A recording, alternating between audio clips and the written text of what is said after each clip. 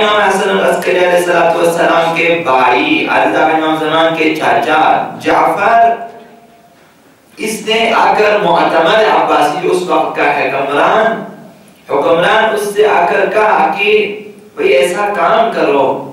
کہ میں شیعوں میں امام کی حیثیت سے پہچانا جاؤں، جس طرح امام حسن العسکری علیہ السلام ایسا کام کریں کہ میں بھی ایسا ہو جاؤں کہ لوگ مجھے بھی امام کہیں، دشمن کی امامت کے حوالے سے معرفت اور شناخت کو دیکھیں آپ۔ جعفر کس قدر خاندان اہل بیت میں پیدا ہوا، امام کے بھائی ہیں، ایک امام کے چچا، اس کے باوجود اس کی معرفت کس قدر کم ہے۔ وہ جاتا ہے معتمد عباسی کے پاس، چونکہ درباری ہے، وہ وہاں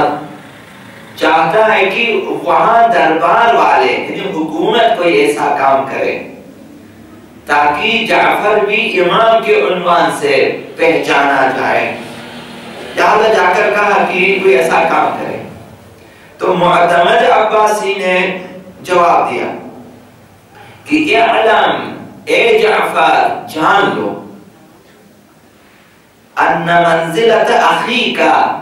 تمہارے بھائی یعنی کہ حضرت امام، تمہارے بھائی کا جو مقام ہے اور جو منزلت ہے شیعوں میں امام کی حیثیت سے، لم تکن بنا، یہ ہمارے ہاتھ میں نہیں ہے، اس کا مقام، اس کی منزلت ہماری وجہ سے نہیں ہے، انما کانت باللہ عز وجل، ان کی امامت اور ان کا مقام منزلت خداوند متعال کی وجہ سے ہے، یہ ہمارے ہاتھ میں نہیں ہے۔ اس بات کا احترام، اور کہتا ہے ہم جو زیادہ سے زیادہ کام کرتے ہیں ائمہ کے خلاف، دشمن خود کہتا ہے کہ ہم جو کام کرتے ہیں نحن كنا نجتهد في حق منزلته والوزن منه، ہماری کوشش ہوتی ہے کہ اس مقام اور منزلت کو کسی حد تک کم کر دیں، اس میں بھی ہم کامیاب نہیں ہوتے، یہ تمام خدا کی طرف سے ہے اور ہم چاہتے ہیں کہ ان کا مقام کم ہو جائے۔ تو کہتا ہے کہ آگے تمہیں مقام دے دوں میں۔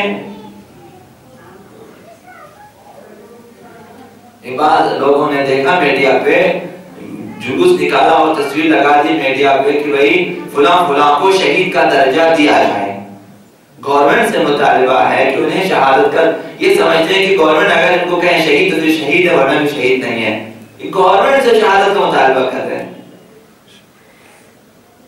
کہ ان کو آپ، چونکہ پتہ ہے خدا کے یہاں شہادت کا مقام نہیں ہے، بظاہر گورنمنٹ لا کر ان کو بتا رہے ہیں کہ ہماری طرف سے شہید ہے۔ یہ بے معرفتی، کم علمی، جہالت، اگر شہادت مقام ہے الہی، خدا کی طرف سے ملنے والا مقام ہے، تو آپ گورنمنٹ سے کیا مطالبہ کر رہے ہیں کہ وہ آپ کو شہادت، اگر وہ نہ کہیں کسی کو شہید تو وہ کیا شہید نہیں ہوگا؟ اس طرح سے جعفر سمجھتا ہے کہ اگر حکومت نے کسی کو امام بنایا تو امام ہوگا۔ اب دشمن اس قدر اس سے آگے ہے امامت کے مسئلے میں کہ وہ امام کے گھر میں امامزادے سے معتمد عباسی کہہ رہا ہے کہ یہ ہمارے ہاتھ میں نہیں ہے، یہ حکومت کے ہاتھ میں، خدا کے ہاتھ میں ہے، ہم صرف اتنا کر سکتے ہیں کہ کوشش کرتے ہیں کہ ان کے مقام کو لوگوں کی نگاہوں میں کم کر دیں۔ وَنَحْنُ كُنَّا نَجْتَهِدُ فِي حَقِّ مَنْزِلَتِهِ وَالْوَضْعِ مِنْهُ، چاہتے ہیں کہ لوگوں میں ہم پروپیگنڈے کریں گے، ہم مختلف چمیکویاں، مختلف شکوک شبہات پیدا کریں گے لوگوں کے ذہنوں میں، تاکہ اہل بیت کے مقام کو لوگوں کی نگاہوں میں، اس کے ذہنوں میں کم کیا جا سکے۔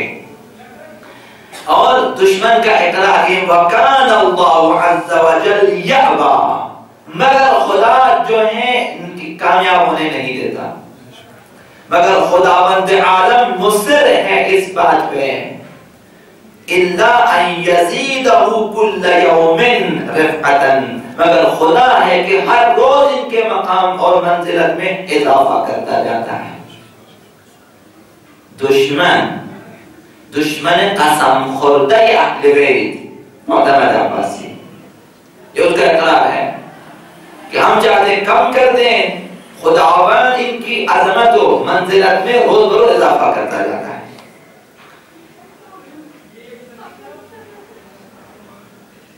یہ کس وجہ سے فرمایا کہ اور اب جو ہے کہتا ہے کہ ان كنت عند شيعة اخيك بمنزلته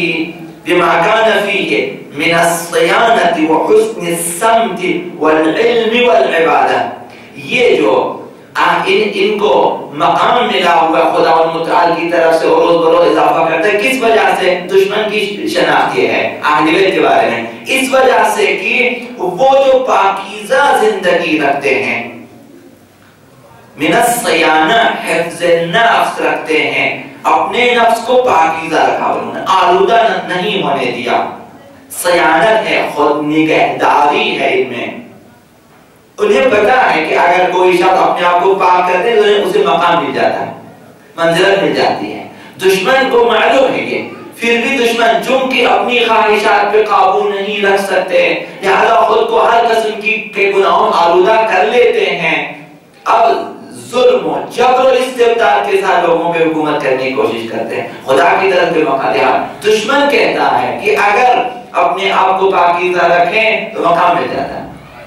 دلیل کے طور پہ لایا معتمد عباسی نے 11 امام کے مقام منزلت کے بارے میں کہ انہیں خداوند مقام منزلت دے دیتا اور روز بروز اس میں اضافہ بھی کر دیتا، اس وجہ سے کہ ان میں صیانت ہے،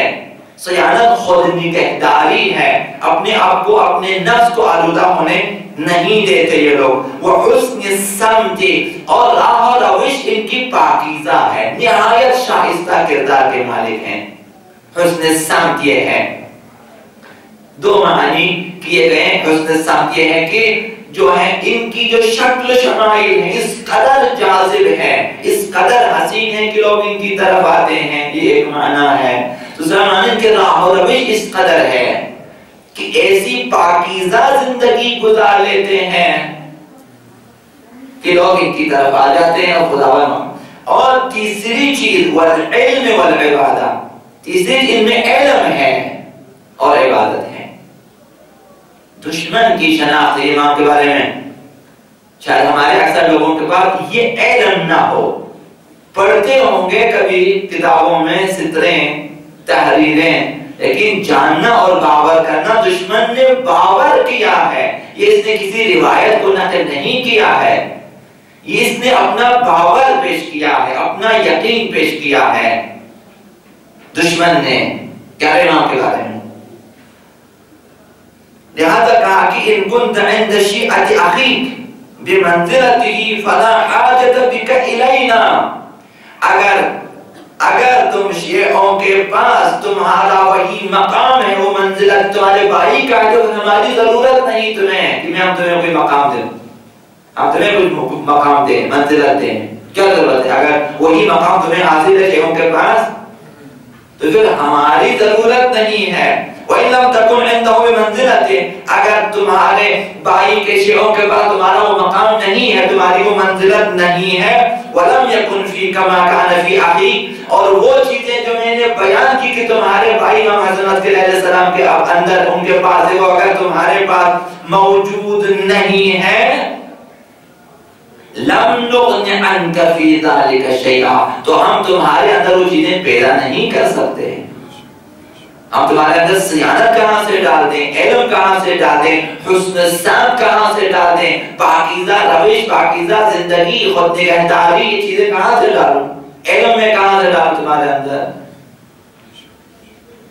دشمن نے کہا، اقرار دشمن ہے کہ اس سلسلے میں ہم لاچار ہیں، ہم کچھ بھی نہیں کر سکتے ہیں۔ لہذا اس دور کے دشمن اس قسم کے تھے، معترف تھے امام کے، یعنی ان پہ حجت تمام ہو چکی تھی،